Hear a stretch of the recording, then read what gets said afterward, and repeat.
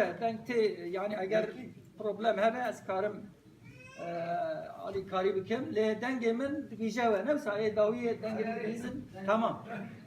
Az seri da mamoste beşikçi hem Türkiye hem Kürdi bitim nasin و پاشی و نونری وقفه ما ماموسته جلال تمل حق وقفه ده هنگ آخابتن بکه و پاشی جی و ماموسته بشکچی برنامه خو پیشکش بکه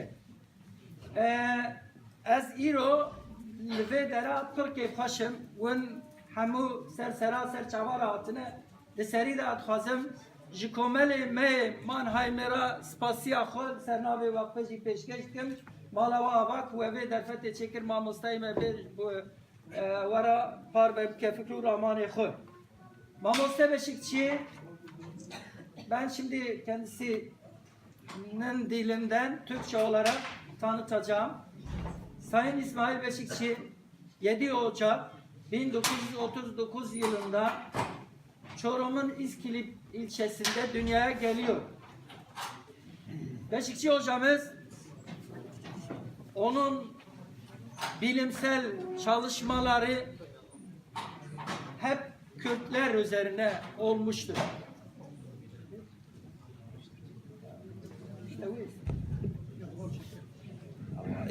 O başka mesela. Tamam.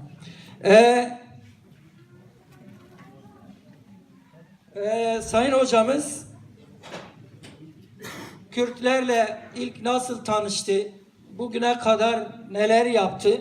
Onun üzerine kısa bir konuşma yapacağım. Hocamız Ankara Siyasal Bilgiler Fakültesini bitirmek üzereyken stajyerlik için Keban ilçesine geliyor stajyerliğini yapmaya.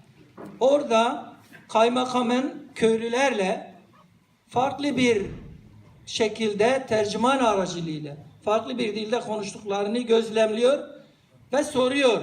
Niye tercüman gerekiyor? Siz diyorsunuz ki bunlar da Türktür.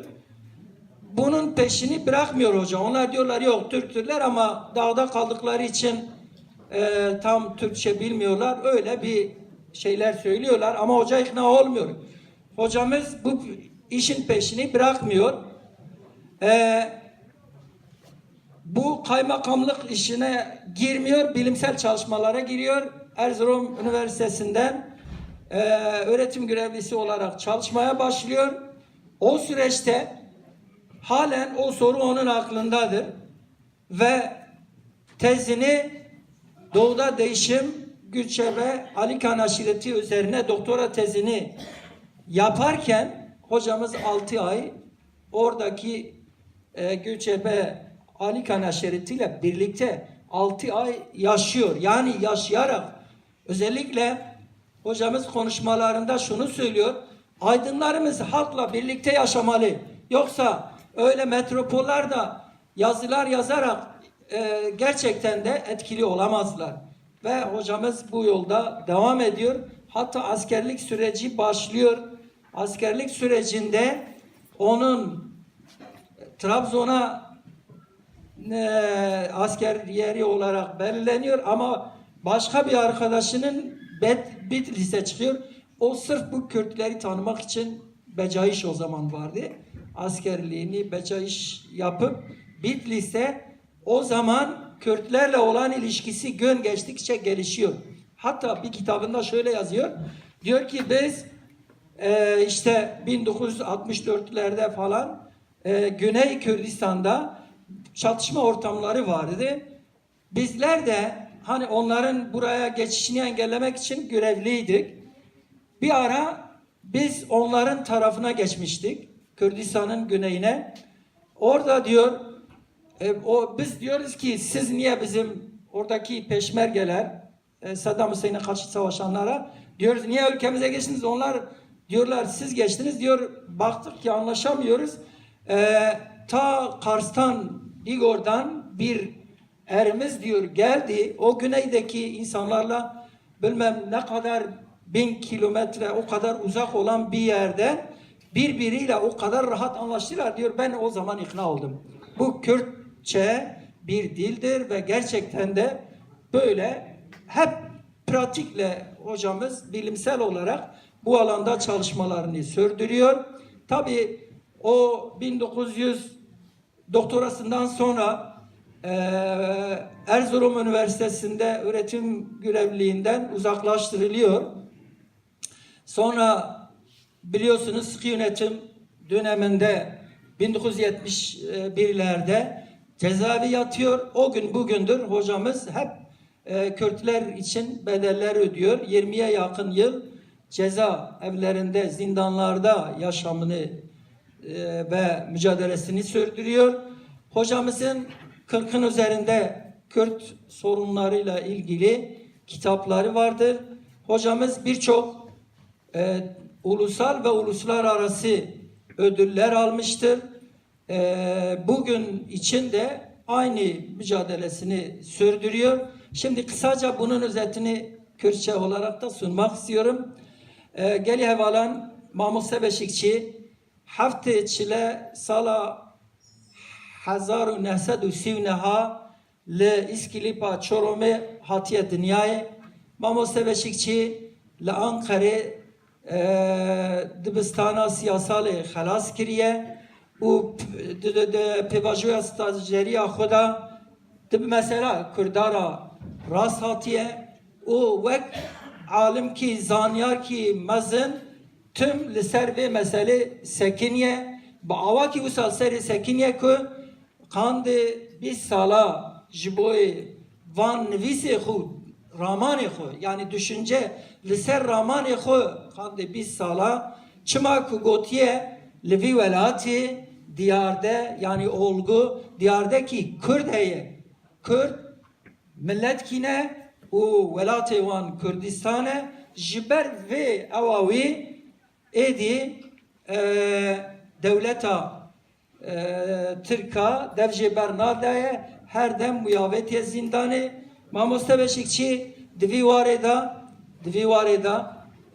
layık gelek halataya gelek halat jerahatine danin o de her derketiye hember devleti her gotiye wen nejat perestin ırkçine o her dem ve mücadele xo bi ısrar devam kiriye anha seroki vakfa Beşikçi ye rumetiye o ve ramana xo nivisi xo berdevam her berdevame naş boy danasina vakfa me kek Mamoste Celal Temel ve danasina vakfa me kek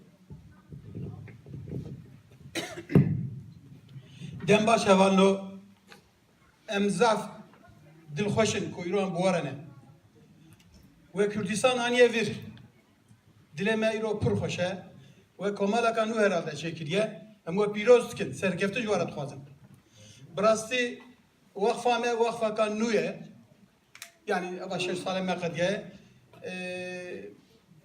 tahminen min em tev Kürdi nizanin ama ekop Türkiye zanin dedetir ukliyatkin Eze bizmane Türkiye hakkı vakfame de zihne agaderi bilmem. Değerli dostlar merhaba. Ben Celal Temel. Vakfın şu andaki son dönemde yönetim kurulu üyesiyim. Aynı zamanda vakfın yazarlarından biriyim. Eski bir fizik mamosesiyim. Hocasıyım. Bir yerde söyledim hemen vakfınla ilgili bilgi vereceğim ama kısa bir şey kendimle ilgili bir şey söylemek durumundayım sizlere. Vakfın Mersin'de bir etkinliği oldu. 4-5 yıl önceydi. Orada bir şey söyledim. Dedim ki ben 68 kuşağından biriyim. İstanbul Üniversitesi'nde okudum. Benim üstelik de medreseden gelen bir dindar insandım. Ama benim yaşamımı tümünüzde çoğunuzda ilginç bir örnek olabilir. Etkili olan 2 insan var. Çok var da ikisi çok önemli. Biri benim okul arkadaşım İbrahim Kaypakkaya. Biz İstanbul Üniversitesi'nde Çapa Yüksek Öğretmen Okulu'nda beraber okuyorduk. Ben de fizikteydim, o da fizikteydi. Farklı bir şey söylüyordu. Düşünün 68 yılında diyordu ki Kemalizm Türkiye sorununun sırtında bir kamburdur. Kürt sorunu da bir çıkmazdır. Bunu bu insan neredeyse 50 yıl önce söylüyordu. Bu etkiledi beni. Hemen aynı dönemde 69 yılında Doğu Anadolu'nun Düzenini diye bir kitap yazdı. Bu şeyden sonra, doktora tezinden sonra İsmail Beşikçi. O zaman da onu tanıdım. Ve 40-45 yıldır bu iki insandan, ikisi de Çorumlu, ikisi de Türk. Böyle de bir durum var. Onu söylemek istiyorum. Evet değerli dostlar, bizim vakfımız İsmail Beşikçi'nin doğumunun 73. yılında. Yani 7 Ocak 2012'de, bundan 6 yıl önce İstanbul'da kuruldu. İstiklal Caddesi'ni bilirsiniz. Orada Ayhan Işık sokak var. O sokağın içinde vakfımıza ait bir bina var.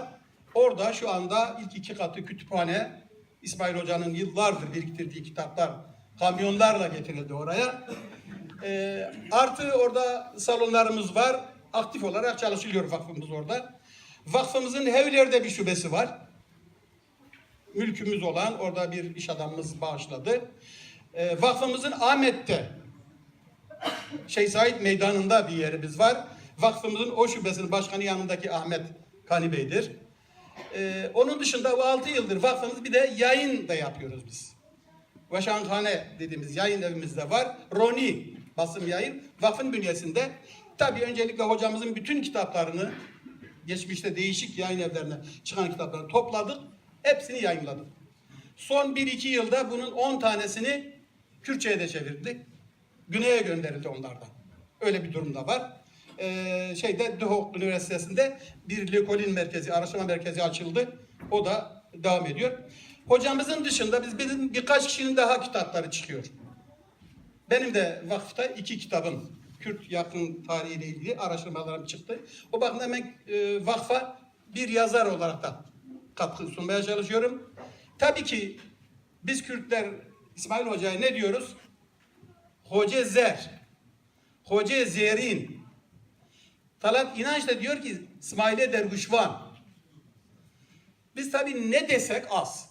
Onun adına, onun düşüncelerini ileriki kuşaklara aktarmak için böyle bir vakfımız var. Bu vakfımızı tanımanızı istedim. O yüzden kısa bir bilgi verdim.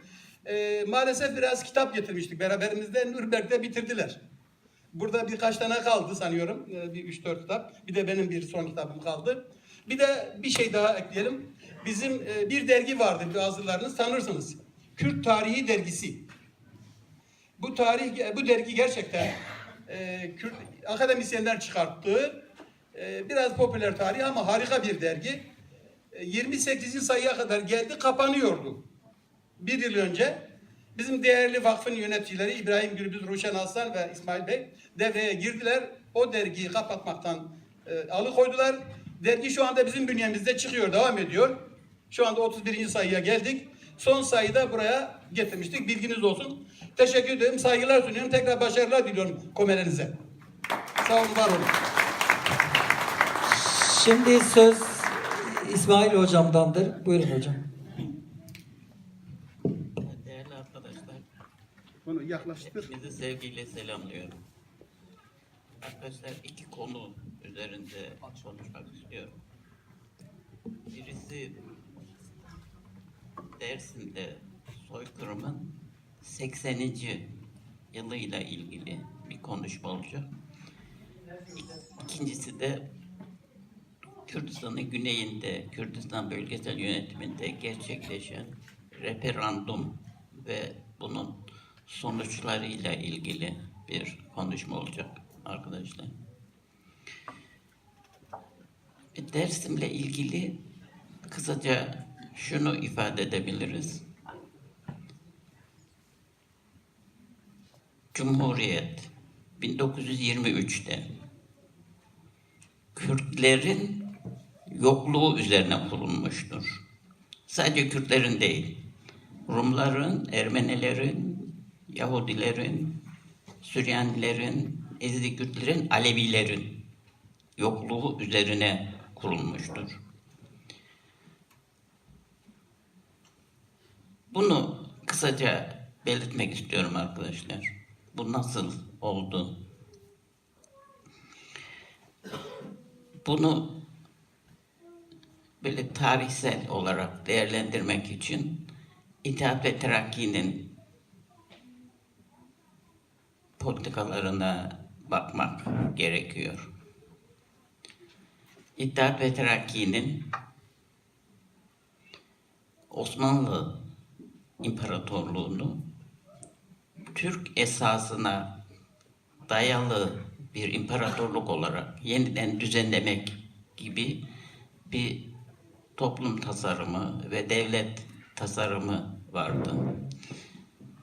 Yani Adriyatik Denizi'nden Orta Asya içlerine kadar bir imparatorluk olacak. Ama bu imparatorluk içinde sadece Türkler yaşayacak. Sadece Türklerin yaşadığı bir imparatorluk.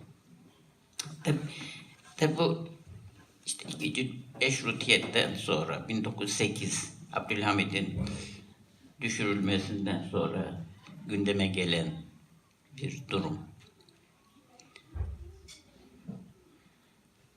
Tabii böyle bir politikanın devlet ve toplum tasarımının yaşam bulması için çok önemli pürüzler var. İmparatorluk içinde, imparatorluk sınırları içinde yaşayan Rumlara karşı nasıl bir politika uygulanacak? Ermenilere karşı nasıl bir politika uygulanacak? Kürtlere nasıl bir politika uygulanacak? Ve Alevilere nasıl bir politika? Yani herkesin Türk olması önemli. Herkesin Türk yapılması önemli. O zaman bu imparatorluk sınırları içinde yaşayan halkların, Hristiyan halkların ve Türk olmayan ama Müslüman olan öbür halkların yani Türkleşmesi nasıl sağlanacak? Arkadaşlar ilk iki sorun Rumlar ve Ermeniler ve Süryaniler örneğin Hristiyan halklar Balkan Savaşı'ndan sonra ve Birinci Dünya Savaşı'ndan sonra sürgünlerle ve soykırımlarla yok edilmiş. Rumlar ve Pontuslar, Karadeniz Havalisindeki Pontuslar, Kapadokya'daki Rumlar, Ege'deki Rumlar, soykırımlar, sürgünlerle yok edilmiş. 1912-13 yıllarında gerçekleşen böyle çok büyük kitlesel sürgünler var. 700 bin, 800 bin, belki daha fazla. Birinci Dünya Savaşı döneminde de işte 1,5 milyona yakın Ermeni soykırımla nüfusları çürütülmüş.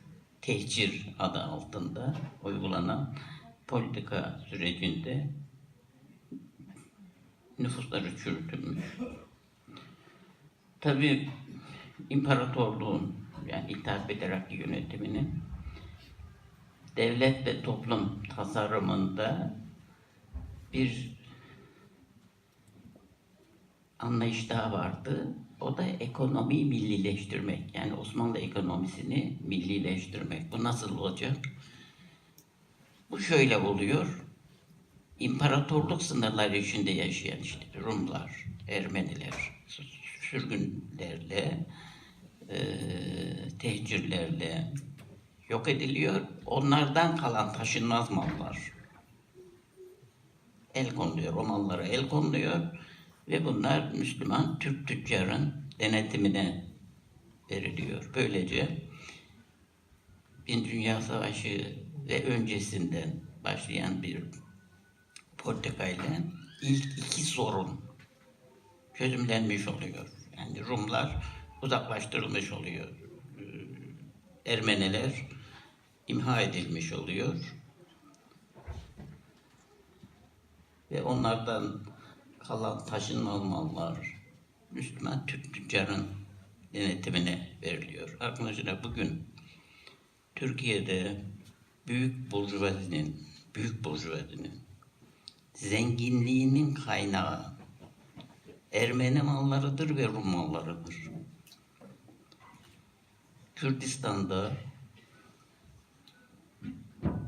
Kürt ağalarının önemli bir kısmının, şeyhlerin, Kürt şeyhlerinin önemli bir kısmının zenginliklerinin kaynağı yine Ermeni mallarıdır ve Asuri Süryani mallarıdır. Yani onlar sürgünlerle imha edilmişler, yok edilmişler. Onlardan kalan taşımaz mallar Müslüman Türk tüccarı ve işte Kürdistan'da Kürt ağaları, şeyhler tarafından yağmalanmış.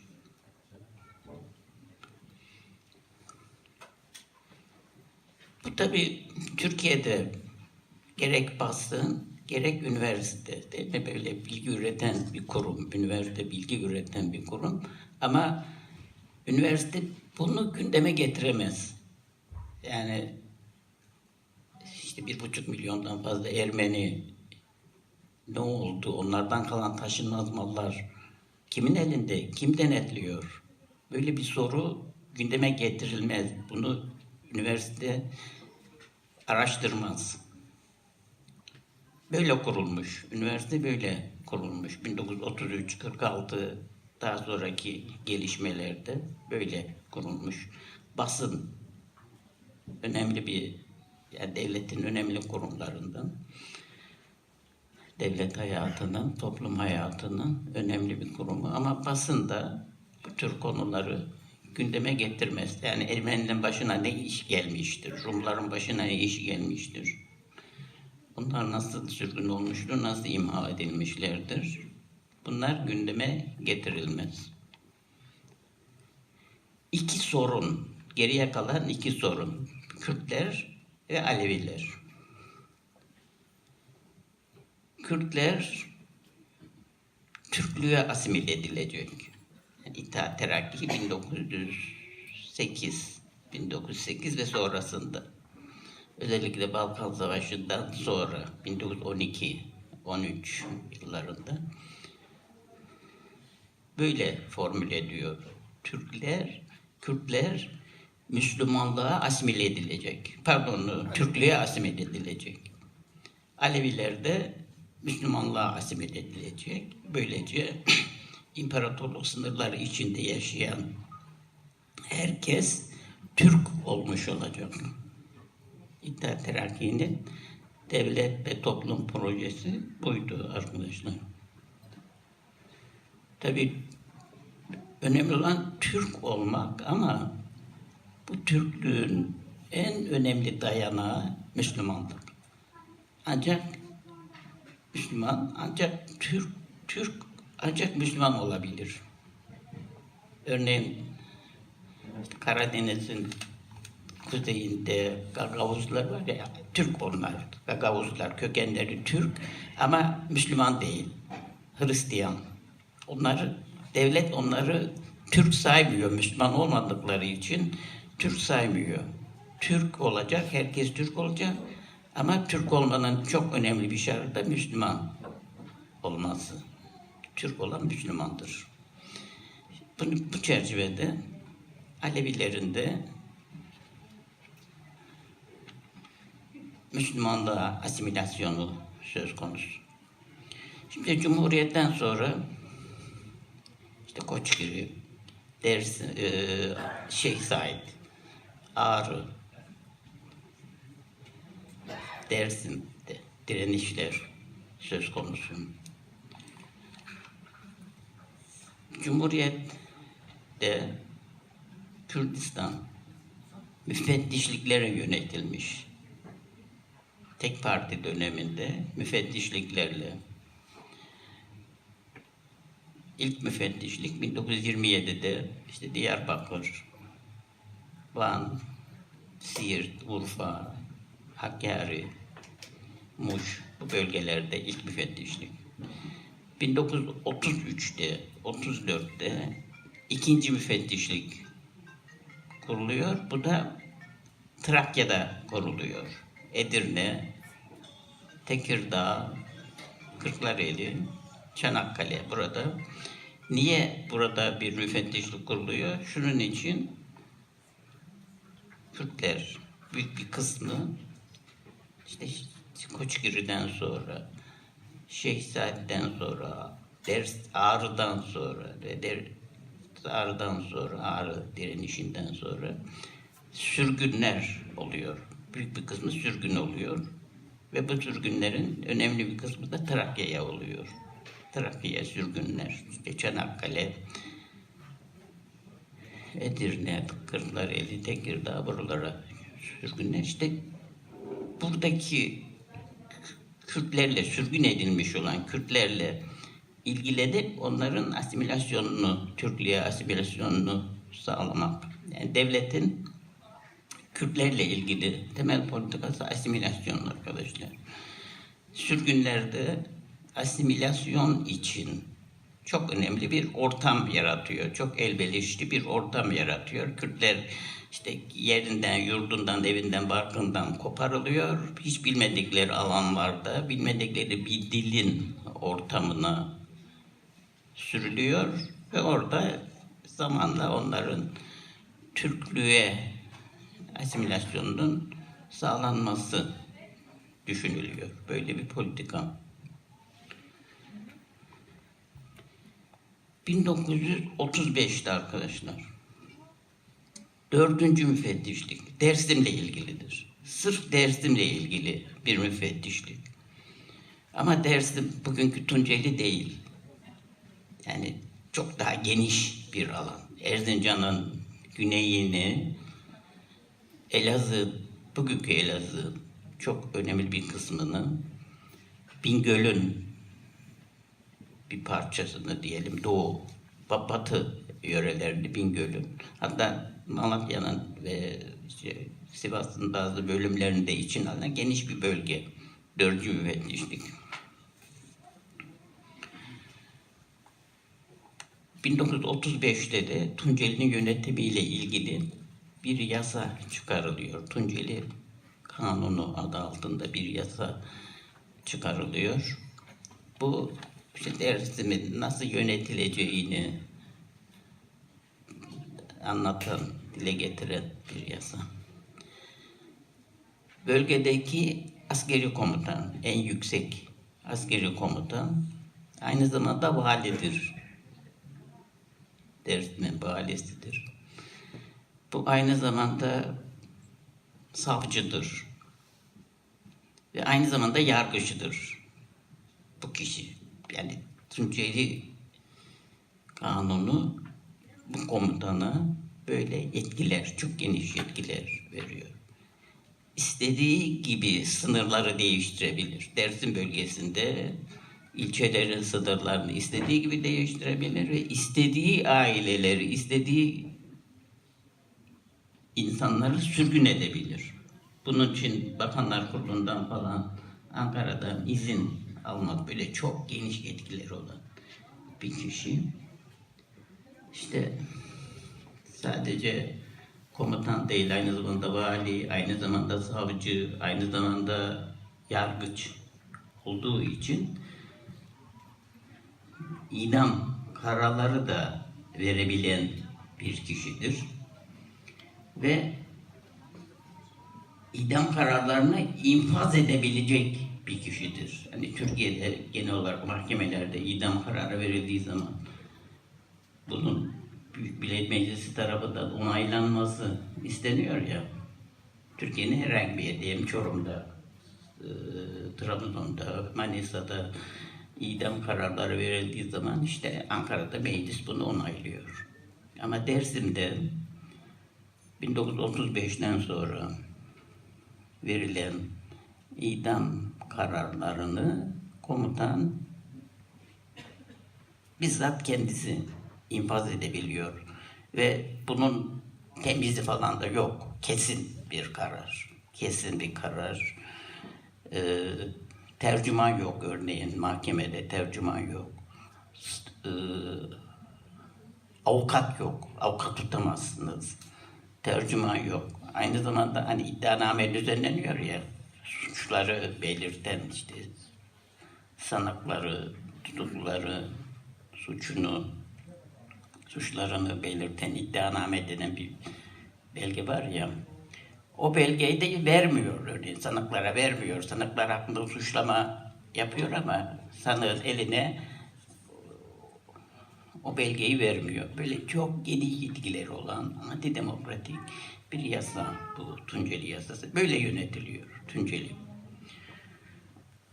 1937'den 38'den sonra Dersim'de bu yasanın uygulanmasında çok daha antidemokratik. Yani uygulama çok daha antidemokratik.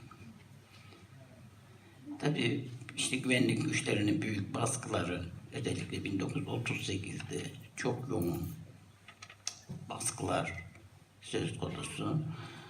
O baskılarda hani kadınlar, çocuklar, yaşlılar, işte evler, köyler yıkıldığı için mağaralara falan sığınmak zorunda kalıyorlar. Ve mağaralara işte zehirli gazlar sıkılıyor. Zehirli gazlar sıkılarak insanlar kitleler halinde yok ediliyor. Arkadaşlar Dersim'de 3 büyük vadi var. Munsur Vadisi. İkincisi Avareş. Üçüncüsü Peri Vadisi. Bütün bu vadiler toplu mezarlarla doludur. Toplu mezarlarla dolu. Her taraf toplu mezar. Her tarafta toplu mezar ama toplu mezarın açılması insanlar için yani 1936, 37'de, 38'de yok edilmiş, katliamlarla yok edilmiş mezarlar insanlar için mezar yapmak çok zor. Çünkü bunu açabilmek için bu mezarları, toplu mezarları açabilmek için izin almak zorundasınız. Savcılıklardan, emniyet müdürlüklerinden. Ama o da kolay kolay verilmiyor. 1940'lardan sonra arkadaşlar, Dersim'de yaşamak çok daha zordur. Çok daha zordur. Şöyle düşünelim. 1971'i düşünelim örneğin. 12 Mart 1971. Yani 12 Mart rejimi. Değil mi? En çok baskı yapılan bir dönem, işte kitapların toplandığı, yakıldığı bir dönem. Güvenlik güçleri tarafından. Ve aramalarda, ev aramalarında, güvenlik aramalarında en çok kitaplara filan saldırılan bir dönem. İşte kitapları işte gömerek saklamak, işte çatı aralarında saklamak söz konusu olan bir dönem. Bunlara rağmen ele geçirilirse yakıldığı bir dönem. Böyle bir dönem vardı 1971 12 Mart rejimi. 1940'lardan sonra artık Dersim'de yaşamak bunun gibi arkadaşlar. Örneğin nerede yeşil alan bulunuyorsa, yerde yeşil alan bir evin önü veya ne bileyim işte derme çatla bir mağara gibi bir yer var. Derme çatma bir kulübe, onun önünde yeşil bir alan. Ne demek yeşil alan? İşte dara ekmişsin, arpa ekmişsin, buğday ekmişsin, işte tohum bulabildinse. İşte bunlar da yasaktır. Onun için güvenlik güçleri yeşil bir alan gördüğü zaman hani 1971'de nasıl kitaplara saldırıyorsa yeşil alanlara da saldırıyor, çiğniyor, dağıtıyor. Orada herhangi bir tahılın yetiştirilmesi engelleniyor. Böyle bir durum Dersim'de soykırım. Bu bir soykırımdır arkadaşlar. Soykırımın en önemli göstergesi de çocuklardır. İşte anaları, babaları harekat sırasında öldürülmüş çocukların devlet tarafından toplanıp yetimhanelerde büyütülmesi ve çocukların kimliğinin değiştirilmesi, ismi değiştiriliyor, dili değiştiriliyor değil mi? İşte Türk gibi ve Müslüman gibi yetiştiriliyor. Hem Türk gibi hem de Müslüman gibi yetiştiriliyor. Soykırımın en önemli göstergesi budur arkadaşlar. Hani 1948'de Yahudilere karşı bir soykırım var ya, Almanya'da Naziler tarafından geliştirilmiş soykırım. İşte ondan sonra bir Birleşmiş Milletler işte Cenevre'de bir soykırım toplantısı sonunda bir yasa ve karar, Birleşmiş Milletler kararı, yani neye genosit diyeceğiz, neye soykırım diyeceğiz. İşte bu soykırımın çok önemli maddesi çocuklarla ilgilidir elbette. Çocukların toplanıp kendi kimliklerinden koparılması, öz kimliklerinden koparılması, egemen kimliğin onlara aşılanması, Dersim'de yaşanan bir soykırım arkadaşlar. Seyit Rıza'nın 1937'de Kasım idamını gerçekleştirmek için Malatya Emniyet Müdürü görevlendiriliyor. O zaman Malatya Emniyet Müdürü İhsan Sabit Şağlayangil. 12 Eylül'den önce, yani 1980'den önce Senato Başkanı, Senato diye bir kurum vardı ya, Büyük Millet Meclisi içinde. O kurumun başkanıydı İhsan Sabit Şağlayangil. 37'de Malatya Emniyet Müdürü, genç bir emniyet müdürü ve Seyit Rıza'nın idamında görevlendirilmiş bir kişi. O anılarını yayınladı. Ölümüne yakın yıllarda, 93, 94 falan o yıllarda anılarını yayınladı. Orada Seyit Rıza'nın idamı sırasında ki gözlemlerini dile getiriyor, duygularını dile getiriyor. Hem Seyit Rıza'nın idamında Seyit Rıza'nın tavırlarını hem de Dersim ne oldu bununla ilgili düşüncelerini, duygularını dile getiriyor. Şöyle söylüyor: mağaralara sığınan kadınları ve çocukları, yaşlıları, fareleri zehirler gibi zehirledik. Yani güvenlik güçleri bunu yaptı. 37, 38'i böyle anlatıyor. Dersim bir soykırım arkadaşlar. Şimdi ben burada çok farklı bir şey söyleyeceğim. Alevilikle ilgili. Tabii Alevilerin Dersim'de ikili bir asimilasyon var. Hem Türklüğe asimil olacak hem de Müslümanlığa asimil olacak. Aleviler Müslümanlığa asimil olacak. Bizim de Türklüğe asimil olacak. Biz şunu görüyoruz arkadaşlar. Alevilerde şunu görüyoruz. Devlet ta Osmanlı İmparatorluğu'ndan beri, hani 1826'da Yeniçeri Ocağı kaldırıldı ya, 1826 Yeniçeri Ocağı kaldırıldı. Örneğin Hacı Bektaş'a bir cami yapıldı. Hacı Bektaş türbesine cami yapıldı Kırşehir'de. 1826. Yani o Alevileri Müslüman etmenin başlangıcı diyelim, 1826.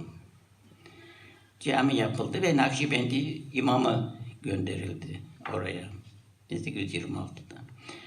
O zamandan beri Alevileri Müslüman etmek, Müslüman yapmak devletin önemli bir politikası.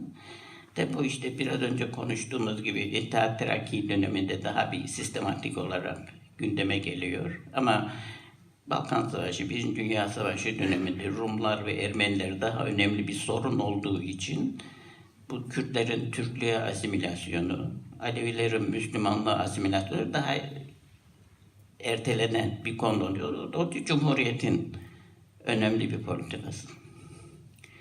Alevilerin Müslümanlığa asimilasyonu söz konusu.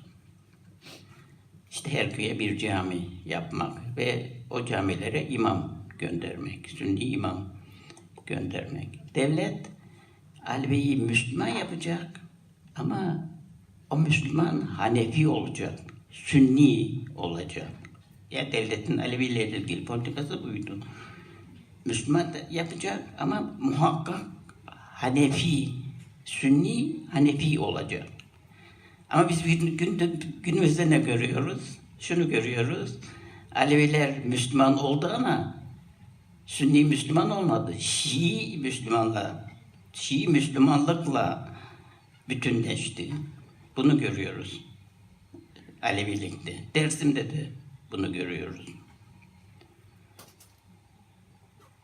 Alevilik nedir? Örneğin dağlara saygı, nehirlere saygı, sevgi, doğaya saygı, sevgi, yaşamın merkezine insanı koyan, doğayı koyan bir anlayış Alevilik. Örneğin Alevilikte cennet, cehennem diye bir kavram yok. Bu Müslümanlığın bir kavramı. Alevilikte insan, doğa, Tanrı bir bütün. İnsan, doğa, Tanrı. Demek ki Tanrı insanı Tanrı yerine koyuyor, doğayı Tanrı yerine koyuyor. Hızır, değil mi?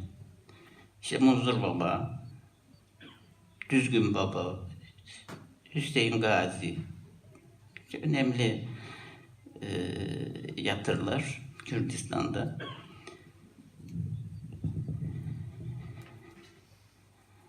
Müslümanlıktan çok anlayılı, farklı bir inanç. Arkadaşlar, Sema diye bir kurum var ya, Alevilikte Sema. Müslümanlıkta böyle bir kurum var mı? Sema gibi. Müslümanlar diyelim Suudi Arabistan veya İran veya Bağdat. Kadınlar hala kapalıdır. İşte Afganistan'da kadınlar baştan şeye kadar değil mi örtüler içerisindedir, kapalıdır. Suudi Arabistan'da kadınlar hala araba süremezler, böyle hakları falan yoktur. Evden dışarı çıktıkları zaman yanında babası olacaktır veya erkek kardeşi olacaktır. Yalnız başına çıkamaz sokağa. Alevilikte böyle mi? Değil mi? Sema işte kadını, erkeği kamuda görünür kılan, eşit kılan çok önemli bir ayin. Cem. Sema. Cem'in bir parçası. Çok farklı bir inanç. Alevilik çok farklı bir inanç. İslam'dan önceki bir inanç. İslam'dan çok önceki bir inanç. Hatta Zerdüştlükten de önceki bir inanç. Zerdüşt, İsa'dan önce 5. yüzyıldır. 600-500 o yıllardır Zerdüşt. Peygamberin ortaya çıkışı. Alevilik çok daha eski bir inançtır. Bugün İran'daki Ehli Hak, Yaresan denen bir grup var İran'da. Irak'ta Kakailer denen bir grup. Yine Irak'ta işte Ezdiler diyoruz ya, Ezidi. Bunlar Alevi'yle çok daha yakın. Bunlar Müslümanlıktan çok önceki inançlar. İnsanı yaşamın merkezine koyan, doğayı yaşamın merkezine koyan inançlar.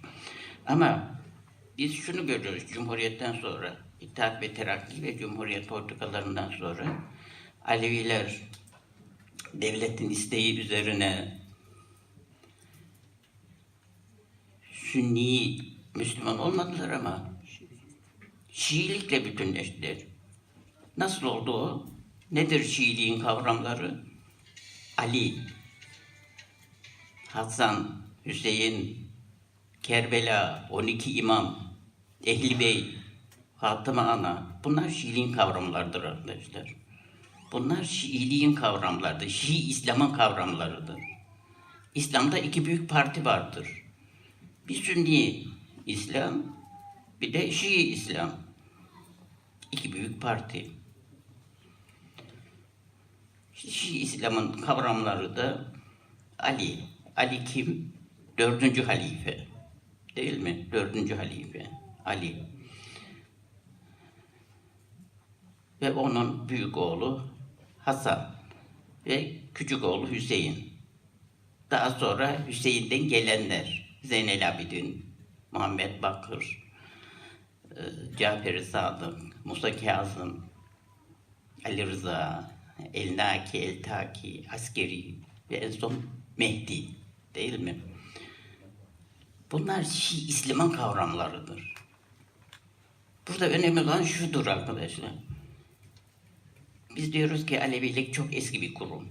Çok eski bir inanç. Doğayı Tanrı kabul eden, insanı yaşamın merkezine koyan bir iş. O zaman Şii Müslümanın kavramları Aleviliğe nasıl girmiştir? Ne zaman girmiştir? Esas problem budur arkadaşlar. Bunun incelenmesi önemlidir. Bir de şu önemlidir. Diyoruz ki Şiilik İslam'daki bir iktidar kavgasıdır. O zaman bu Şiilik denen kurum neden Mekke'de kurumlaşmamış veya Bağdat'ta kurumlaşmamış da İran'da Kum kentinde kurumlaşmış. Bu da önemli bir sorundur. Mekke'de kurumlaşamaz. Neden? Çünkü Hz. Muhammed'in soyu Müslüman, Şii, Sünni Müslümanlarla kurutulmuştur arkadaşlar. Biraz önce 12 imamı saydım ya. 12 imam. Bunların 8'i zehirletilerek öldürülmüştür. Emevi halifeler ve Abbasi halifeler tarafından zehirletilerek öldürülmüştür. 8 imam. 12 imamın 8'i. Birisi zaten Mehdi. İşte 869 doğumlu Mehdi. 4 yaşındayken kaybolmuş ve inanç şu, gelecek ve dünyaya adaleti getirecek. Şii inanç bu. Gelecek ve dünyaya adaleti hala bekleniyor o Mehdi. Şii inancında böyle bir durum var. Mehdi'yi beklemek. İşte geriye kalan imamlar, 12 imamın geriye kalanları, sadece ikisi veya üçü ne bileyim işte yatakta filan vefat etmiş, hastalık nedeniyle vefat etmiş, geriye kalan zehirlenmiş. Yani Muhammed'in soyu, özellikle Hüseyin'den gelenler, hani İmam Hüseyin 681'de kafası kesilip Yezid'e gönderiliyor ya, Hüseyin. 12 imam Hüseyin'den gelenler. Onların da büyük bir kısmı zehirletilerek. Bunu şimdi ifade ediyorum. Dersim söz konusu olduğu zaman hala Dersim'de Hüseyin'in yası güdülüyor. Hasan'ın yası güdülüyor. 12 imamın yası güdülüyor. Bir kısmı diyor ki biz işte ne bileyim Musa Kazım'ın çocuklarıyız. Biz Kerbela'nın çocuklarıyız. Biz ne bileyim Cafer-i Sadık'ın çocuklarıyız. Biz Ali Rıza'nın çocuklarıyız. Her biri kendisine bir imam bulmuş. İmama dayandırıyor sözlerini, soyunu. Nakibül Eşraf denen bir kurum var. Bu Nakibül Eşraf, peygamber ailesinden gelenlerle ilgilenen bir kurum. Siz diyorsunuz ki ben peygamber ailesindenim. Size unvan veren orasıdır. Nakibül Eşraf. Buradan alıyorsunuz o unvanı. Kimisi işte Musa Kazım'a dayandırıyor kendisini. Kimisi hani Kürdistan Fatihi var ya, Halid bin Velid 640 yıllarında Kürdistan'ı fethetmiş. Ona dayandırıyor. Hatta ne bileyim Hz. Muhammed'e dayandıranlar bile var. Yani biz diyoruz Dersim Kürt ama ben Musa Kazım'dan geliyorum. Ben bilmem falanca imamdan geliyorum. Yani bir Araplık söz konusu. Araplığa bağlama, kendisini Araplığa bağlama söz konusu. Bunun kişi olarak, bunun yanlış olduğunu, önemli olan Aleviliğin öz kurumlarına sahip çıkmak. İşte doğa, insan, insanı kabul eden, doğayı kabul eden, Tanrı kabul eden bir inanç, Alevilik. Cenneti, cehennemi kabul etmeyen, bunlar bir Müslümanlıkla ilgili. Hatta şöyle demek gerekir, gerek Hristiyanlıktaki, gerek Müslümanlıktaki bu cennet, cehennem kavramı Zerdüştlük'ten gelmektedir arkadaşlar. Zerdüştlük'ten gelmektedir. Alevi inancında bunlar yoktur. Yani Aleviliğin çok farklı bir inanç olduğunu ifade etmeye çalışıyorum ama biz gündemde fiili olarak şunu görüyoruz. İşte Şii Müslümanlık Çorum'da da etkin, Dersim'de de etkin, bir Tokat'taki Alevilerde de etkin, Manisa'daki Alevilerde de etkin. Bunun yanlış olduğunu ifade etmeye çalışıyorum. 80. yılında da büyük bir katliam, soykırım dersin. Bunları ifade ediyoruz ama bunları ifade ederken Şii Müslümanlık nasıl Aleviliği etkilemiş? Bunun incelenmesinin çok daha önemli olduğunu ifade etmeye çalışıyorum. Bu da hani Şah İsmail var ya 15. yüzyıl İran'da Şah İsmail Safevi Devleti'nin kurumlaşması, Safevi Devleti'nin işte 1501 yılında kurulması, o döneme rastlayan Şah İsmail'in babası Şeyh Haydar, onun babası Şeyh Cüneyt, yani 1430, 1450, 1468 yılları, yani işte İran, Şiiliği, Safevilik, Osmanlı'daki Türkmenler, Aleviler, tabi Aleviler hem Türkmen olabilir hem Kürt olabilir. Bunlar üzerinde yoğun bir etki söz konusu. O yıllarla bunu başlatmak önemli. Bir de Alevilikte Yedi Ulu Ozan var ya, Yedi Ulu Ozan. İşte Nesimi örneğin, Fuzuli, Şah İsmail, Yamani, Yemini, Pir Sultan Abdal, Kul Himmet, Yedi Ulu Ozan Alevilikte. İşte bunların şiirlerine baktığımız zaman Şah'a karşı büyük bir övgü, Ali'ye karşı, Hüseyin'e karşı büyük bir yas ifadesi söz konusu. Kerbela'yı anlatmak söz konusu. Bu dönemin incelenmesi önemli. Yani Şiiliğin kavramları, Şii İslam'ın kavramları Alevi düşüncesini bu yüzyılda etkilemeye başlamış. Daha sonraki yüzyıllarda da bu gelişmiş ama günümüzdeki çok daha gelişmiş bir durum da devlet de bunu destekliyor tabii. Örneğin ne diyor? Alevilik diyor, Ali'yi sevmekse diyor, ben herkesten daha çok seviyorum diyor. Devlet. Yani Cem'i kabul etmiyor. Semahı filan hiç kabul etmiyor. Cem'in bir hain olduğunu kabul etmiyor. Cemevi'nin Alevilerin ibadet yeri olduğunu kabul etmiyor. Alevileri camiye yönlendiriyor. Ama Alevilik diyor, Ali'yi sevmekse diyor, ben herkesten daha çok seviyorum diyor. Halbuki Alevilikte de hani tek evlilik, mesela kadınlar değil mi? Tek evlilik kadınlarla tek kadınla evlenmek söz konusu Alevilikte. Ama Müslümanlıkta böyle mi? İşte 4 kadın oluyor, 4 eşi oluyor. Bir Ali örneğin, Halife Ali, birinci imam, Halife Ali ne kadar çok evlenmiş.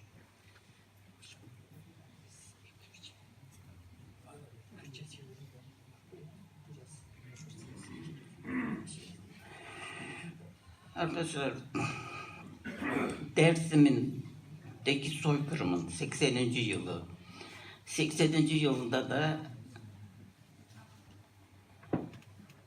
kişi olarak önemli bir sorunu ben gündeme getirmeye çalışıyorum. Yani Alevilik çok eski bir inanç. Ama Şii İslam'ın kavramları Aleviliği çok etkilemiş. Arkadaşlar 2014 yılında Huzat, Sekesur bölgesinde Avuçan Ocağı'nın pirleri ile ilgili bir anmalar vardı. Yani Avuçan Ocağı'ndan 22 kişi bir evde toplanarak yakılmış. Bir evde toplanarak yakılmışlar, imha edilmişler.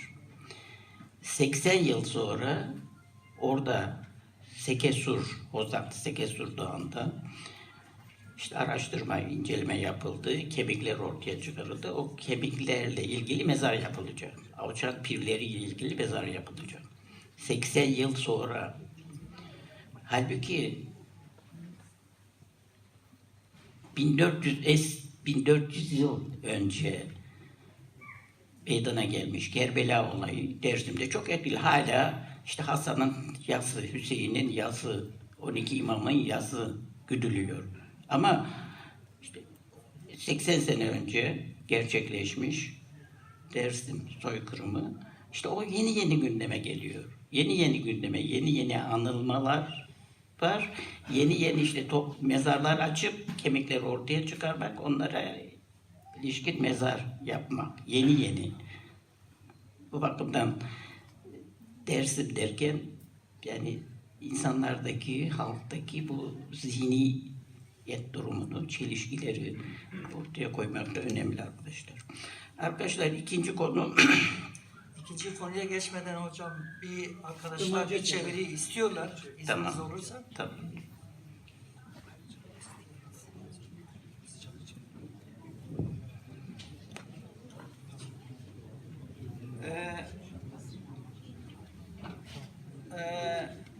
Geli mevadan hele name da beli Erif dinveden az bu Kurti havale kub Türkiye zanen adxwazim bu Kurti bi çend hevoka mebesa mamoste beşikçi çibu jiboy bir anina 8 saliya dersime o geçedanın davinin le Türkiye ve Kürdistan'ı dün mijar hene deste mamoste beşikçi da naha mijara yeki ve peşkeş kir belki ku derbasê mijara doya bibe em ê navberkî bidine ki lê xwazim çend hevoka hevalê ku Tirkî zanin ji wan ra vê mijarê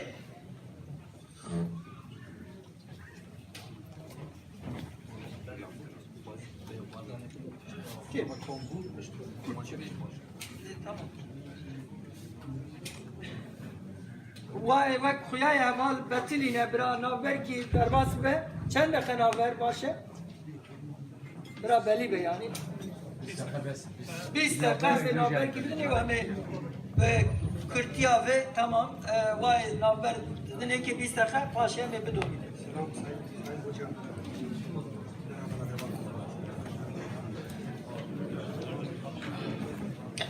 Doğru. ara verildi. Sana da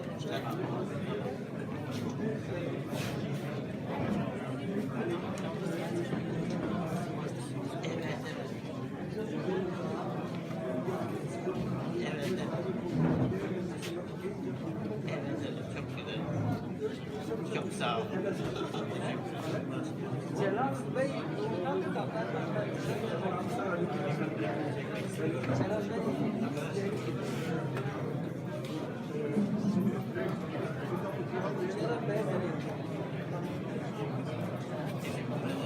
Teşekkürler. Elinize sağlık. Masaya çalın. Ha.